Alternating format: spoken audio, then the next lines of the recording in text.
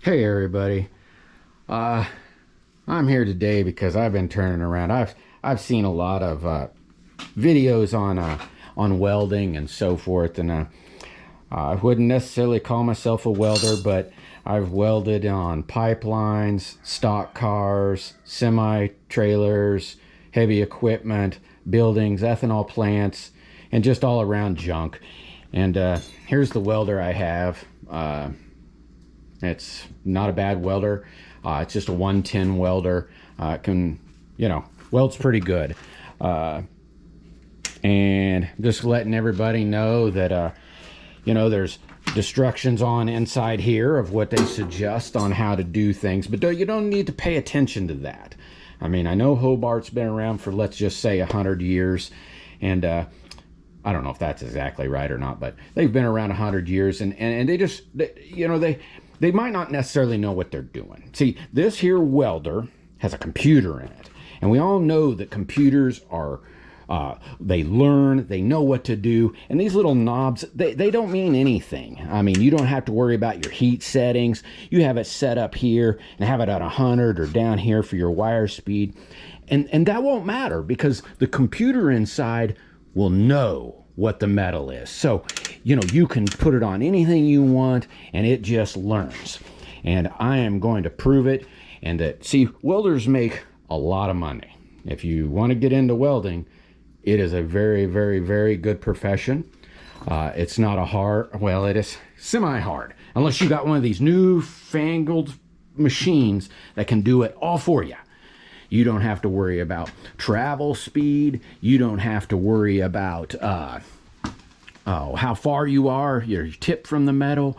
You don't have to worry about cleaning the metal. You can weld through rust, oil, paint, you name it.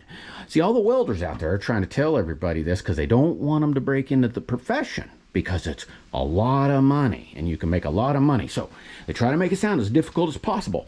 But I'm telling you, you get one of a machine like this, it doesn't matter if it's a Hobart, it don't matter if it's a Lincoln or a Miller, they're all got computers in them and they all know what they're doing.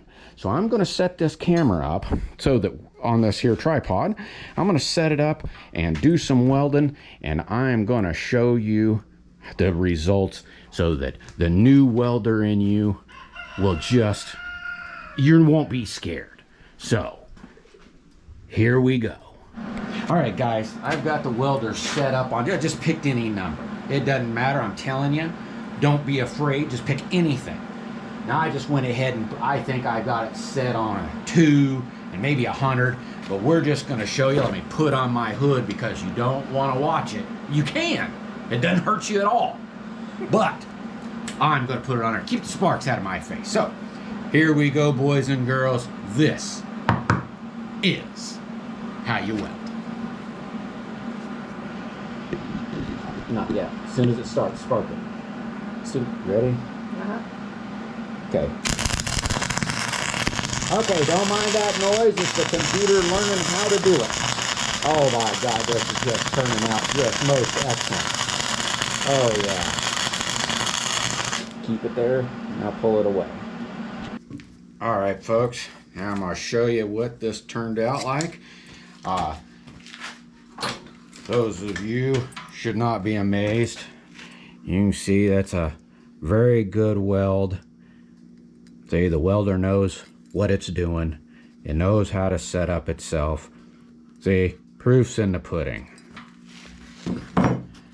Now, folks, I hope you know that this has been kind of a spoof. There's when you totally ignore everything that you should learn about welding. So, listen to the experts, and they'll tell you, and they'll show you how to do it perfectly. Hope you like this. It's just kind of something fun. Love y'all, and see you on the flip side.